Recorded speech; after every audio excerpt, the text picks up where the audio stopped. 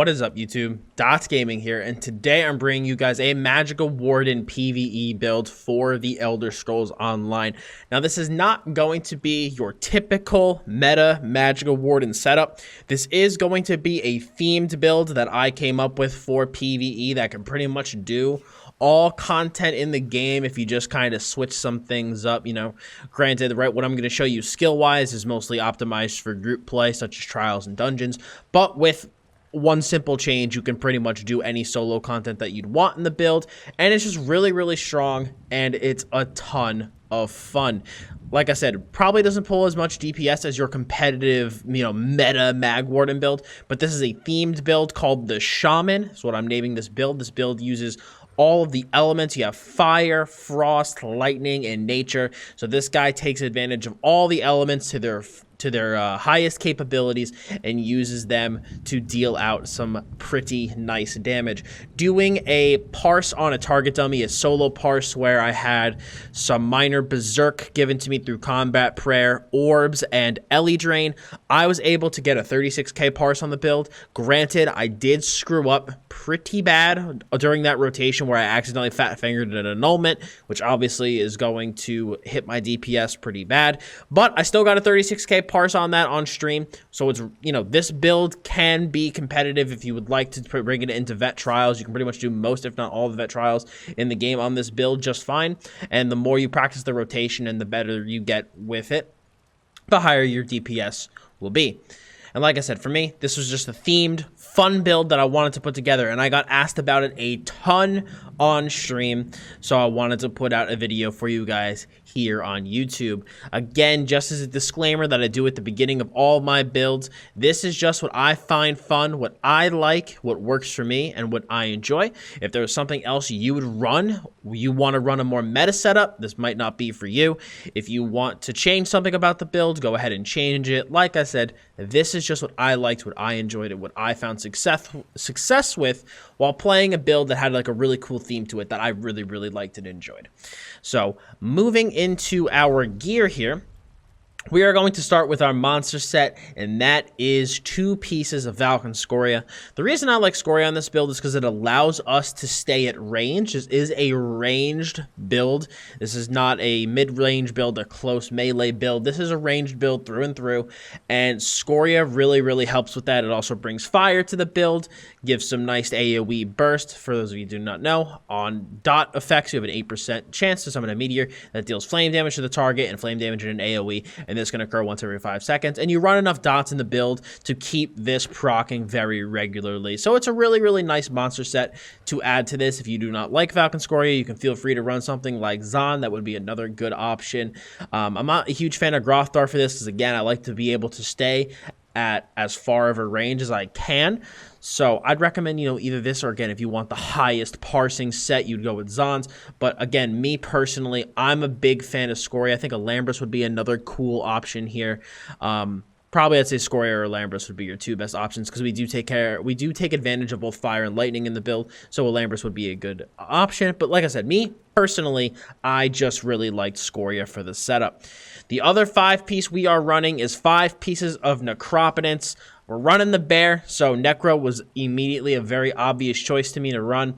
We are running, it's got 3 lines of max Magicka, and that while you have a pet active, your max Magicka is increased by another 3k. It's an amazing set, amazing 5-piece if you're running a pet in the build, and we have 2 pets, one that gives us our major sorcery, and one that gives us, it's our bear pet, so no matter what, we will have a pet active, so that 5-piece will be active at all times.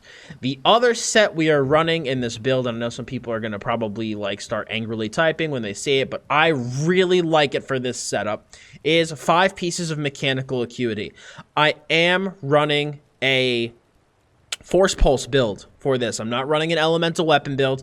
I personally prefer Force Pulse, and Force Pulse plus Mech Acuity really nets you a lot of damage. So the 2-piece kind of goes to waste, but we get a 3-piece spell damage, a 4-piece stamina Magicka, and then when you deal direct damage, you have a 15% chance to gain unerring mechanical vision for 5 seconds, causing your attacks to always be a critical strike, and this effect can occur once every 18 seconds. Now, this is really good for builds that use Force Pulse, and in my opinion, Force Pulse builds are the main builds that are still going to be taking advantage of Mecha Acuity. And the main reason for that is because you remember, it's a direct damage, right? Now, Force Pulse hits 3, you know, assuming that the up to 2 nearby enemies will take 4,300 magic damage. Assuming that doesn't even happen, right? You have 3 instances of direct damage every single time you click Force Pulse. So you're going to be able to reliably proc Mechanical Acuity a ton with Force Pulse. And again, another reason I like Mechanical Acuity as a set is because when you do swap to your back bar, you lose the 4-piece and the 5-piece, but the thing with the 5-piece is that because the 5-piece is a buff, you're able to maintain it on that back bar as well. So when you switch to your back bar Maelstrom Staff, we are running a Maelstrom Staff, you can still have that. If it's like up on your character, it'll still be in effect. You won't lose that 5-piece. Granted, if you do not like Mechanical Acuity, feel free to run Burning Spell Weave. That'd be another amazing substitute for the build. In my opinion, plays in again to the whole Shaman theme very, very well. So you could run Burning Spell Weave if you like. In terms of traits and everything, we are running, I believe I have full divines on everything. Yes, I do. All max Magicka enchant because we do get a line of health from Scoria, so I don't need to run a health glyph on my gear. We are running 3 spell damage for the jewelry. We have 1 infused. The Inferno Staff and the Mecha Acuity has an infused frost enchant. So we have the flame. Then we also have our frost here, and then on our back bar we are running the lightning staff Nirnhoned with an absorb Magicka enchantment. You could also run infused. I think infused would probably be better here for this back bar. My Nirnhoned is left over from like, you know, like a patch or 2 ago. But before they kind of like updated the enchant changes. So realistically, I think you'd want to run infused here. Again, I just have Nirnhoned because I haven't just transmuted this yet. But infused plus his absorb Magicka enchantment plus blockade, like, you know, elemental blockade will give you so much sustain. So much sustain. And for those who don't know, the Maelstrom Staff makes your light and heavy attacks deal an additional 1341 damage to enemies in your wall of elements. So it's a really, really, really strong boost to your character to get this. Obviously, if you don't have this, just run Mecha Acuity, Lightning Staff on your back bar. But I obviously get the Maelstrom Staff if you can. But yeah, so we have the fire. We have more fire on our front bar. We're taking advantage of the flame staff on our front bar to help with all those single target skills we have. We have the frost enchant because frost enchants hit super hard for wardens because of all the passive bonuses that we have. And then we have a Maelstrom Lightning Staff to take advantage of the AoE buff on the back bar. Plus, again, another element to take advantage of. In terms of our skills, we are running, like I said, Force Pulse to get the high amount of instant direct damage on our target to give us the best chance of proccing Mechanical Acuity. We are also running Fetcher Infection, which is one of our main single target dots. So you summon flies at your target. It's our nature skill, dealing a ton of magic damage over 10 seconds, and then every second cast of this ability will deal 50% increased damage. So it's an amazing single target dot. We also have Blue Betty, which gives us not only amazing Magicka regen, but it gives us our form of major sorcery, and when the net is summoned, it removes 1 negative effect from you. Amazing skill. Amazing skill. This little buddy is the best. So obviously you want to use Blue Betty over other forms of major sorcery. So I love it for this setup. We also have Bird of Prey. The main reason we have this slotted is for the minor berserk. It's just a flat 8% damage increase. And because we have so many animal companion skills on our front bar, we can really take advantage of advanced species, which increases your damage done by 3% for each animal companion ability slotted, and we have 4. So we get a nice 12% increase to our damage done, and then add that on top of the minor berserk, we are getting a ton of passive bonus on our front bar, and then stick Inner Light on top of that for an additional 7% max Magicka plus Major Prophecy. We have a ton of passive damage amplifications. Also, the cool thing about Bird of Prey is if you do need to move about quickly, you have access to that major expedition, and you know the major endurance is always very, very helpful to help with your stamina recovery. You know, even as Magicka, you still need stamina. And then we are running the Eternal Guardian ultimate. We are running Bear. Tried the other ultimates, and honestly, Bear just was a lot better, at least for me. So when you activate it, You use Wrath, Guardian's Wrath, causing the Grizzly to maul an enemy for massive damage, deals 100% more damage to enemies below 25% health. Otherwise, the Guardian will just do his normal attacks and then sometimes deal some extra magic damage. Really, really good ultimate. We have to slot this, though, on both our front and back bar to take full advantage of it. On our back bar, we are running Winter's Revenge. This is our class AoE. Really, really good. Deals frost damage every second for 12 seconds and reduces enemy movement speed, so there's some of our frost element. Then we also have Blockade of Storms, so this creates a storm barrier in front of us, dealing shock damage and sets concussed enemies off balance. We also have Harness Magicka. This is our shields for the build, so it absorbs damage over 6 seconds, and that's capped at 40% health due to the shield changes, and you restore Magicka whenever you are hit with spell damage. I'm also running Rearming Trap because I did not farm Psijic on this guy. If you farm Psijic on this guy, feel free to run Channeled Acceleration instead. It's going to give you a crap ton of Minor Force. It's like 36 seconds of Minor Force. It's crazy. But because I don't have that yet, I am running Rearming Trap. So it's really up to you. The main reason you run Trap is obviously for the Minor Force. For those of you who do not know, increasing your critical damage by 10%, especially in a Mechanical Acuity build, is very, very, very important.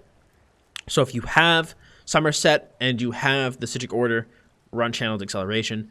If not, run Rearming Trap. We also, again, have Inner Light on our back bar for the same reasons we had it on our front bar. 7% max Magicka increase. Maintains that Major Prophecy. Very good skill. And then we also have to maintain the Eternal Guardian on both bars, because if we don't, it will be unsummoned. In terms of our other stuff, we are running Stage 4 Vampirism. The 10% recoveries are super, super helpful. Really, really like and enjoy them. We are also running the Apprentice Mundus Stone. That extra spell damage with all the Divines is amazing. And we are running the Witch Mother's Potent Brew Food for the extra Magicka health and Magicka recovery. So very, very good buff food for this build. Obviously, we have 64 points into max Magicka, and I have this guy as a Breton because I was PvPing on him, and I really liked Breton for PvP. Really good race. Obviously, you know, we have the upcoming racial changes, so we are not sure what's going to happen with those. But at the current moment, the races I would recommend, or, you know, would be either High Elf, Breton, or Dark Elf. All would be very good options. To me, I would like personally High Elf and Breton the most. Breton sustains super, super nice, but Dunmer will probably give you some more damage. So any one of those three races will be fine. Just pick what you like, and yeah, you'll be all right. Like I said, the cool thing about Breton is Breton makes you tanky AF, which is always very, very nice because a dead DPS does 0 DPS. Moving into champion points, we have 61 into Elfborn, 64 into Elemental Expert, 36 into Spell Erosion. As you can see, I do pump Elfborn up quite a lot because of all the crits we're going to be dealing. 56 into Master at Arms, 16 into Staff Expert, 37 into Thaumaturge, 61 into Ironclad, 36 into Spell Shield, 43 into Hardy and Elemental Defender, 56 into Thick Skinned, and 31 into Bastion. I probably should move these points out of Bastion because I'm probably capping out my shields. So if you want to move these points out of Bastion into something else, feel free. We also have 56 into Warlord, 3 into Sprinter, 75 into Arcanist, 43 into Tenacity, 37 into Tumbling, and 56 into Shadow Ward. I think that was the right combination. Yes, it was. That is my PvE setup. Yes, so that is the CP I'm running. Obviously, CP is extremely personal, so customize this as you like, but this is what I personally liked and enjoyed running. In terms of potions, you can pretty much run whatever pots you'd like because we get Major Prophecy from our Inner Light. We get Major Sorcery from Blue Betty, so we get a lot of our buffs that we need from our kit. So you can pretty much run whatever potions you like. I mean, for the most part, when I run around, I just use trash Magicka pots, so it's really up to you to decide what you want to run. In terms of my outfit, because I know I get asked about my outfit a ton when I play this guy on stream, I am running Bloodforge everything. The chest is heavy, the legs are heavy, everything else is light. The staves are Daedric. For the main color, we have Warden's Moss Green. We also have Woodsman Green, and then Wolf's Fur Brown. And then for the tattoos, we have, pull up the tattoos. Where's my head marking? we have a head marking. I mean, granted, you can't see it under the helmet. It's the right side half coal smear. And then for the body markers, we are running the Dreadhorn body tattoo. And then I am running the Furious personality. In terms of a basic rotation, I have done a parse on stream already. And like I said, it does pull 36k DPS, and that was with a annulment that I accidentally screwed up with. But I will go over the rotation right now for you guys. So obviously you want to Blue Betty. Make sure that that is up pre-fight. If you have Channeled Acceleration, use Channeled Acceleration pre-fight. If not, you're going to want to start your rotation with Rearming Trap. I'm just going to go through it really, really slow and show you guys the rotation that I do. So I'll do a slow one, and then I'll show you like a full loop on the target tummy here. So you do Rearming Trap. Then you do Winter's Revenge, Blockade, Bar Swap, Fetcher Infection, 5 Force Pulses, Bar Swap, Wall, Winter's Revenge, and then go right back through it. Or you can Winter's Revenge Wall. I mean, it's like basically the same, but I tend to do the Wall first after like once I go through the first rotation. I start with Winter's Revenge. With the second rotation, I usually end up going Wall after that. It doesn't really make a difference. It's just like a preference thing that I have. And then obviously I use the Bear's Claw whenever it's up. I refresh Blue Betty whenever I do. And if I do refresh Blue Betty, I take off 1 Force Pulse, so I only use 4. And then if I ever have to redo Rearming Trap, or if you ever have to redo Channeled Acceleration, again, take off a Force Pulse. So the full rotation would look something like this. Well, screwed up.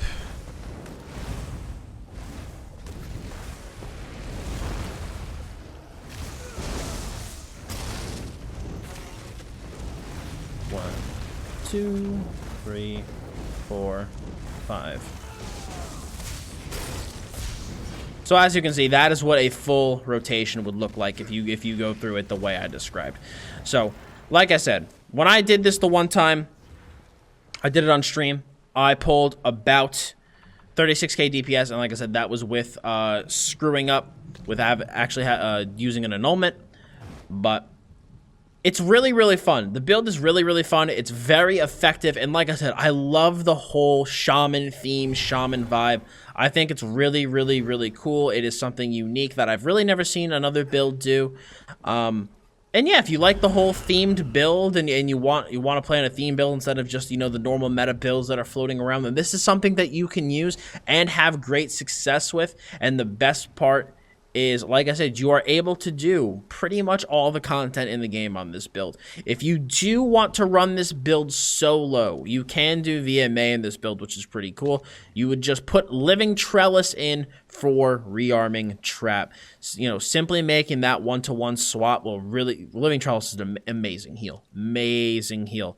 So if you slot that in, that is going to give you a significant amount of healing, and that will help you do a lot of solo content. That's what I do. I just simply swap in Living Trellis for Rearming Trap whenever I do solo content, and that will really, really help you out a ton. The rest of this stuff is just gonna, the build will solo really, really well with that change. But besides that, I'm pretty sure that's everything. The one thing I didn't miss was that this is a 5-1-1 build. This is a 1 medium, 1 heavy, 5 light, obviously. All of the jewelry was arcane. I think I pretty much covered everything. Yes, I did. Alrighty, so that, guys, is the Shaman Magicka Warden PvE DPS build, and I hope you guys all enjoyed it very, very much. If you guys did, I would appreciate if you slapped a like on it. If you have any questions about the build, please leave a comment below. And for more great ESO and gaming content, I'd appreciate if you hit the sub button as well as hit the bell to make sure to keep notifications on. I want to thank you all so much for stopping by my Magden PvE build today. I hope you all enjoyed it, and I will see you all for the next video. As always, guys, I'm Dots Gaming. I thank you for stopping by, and I'll see you very, very soon.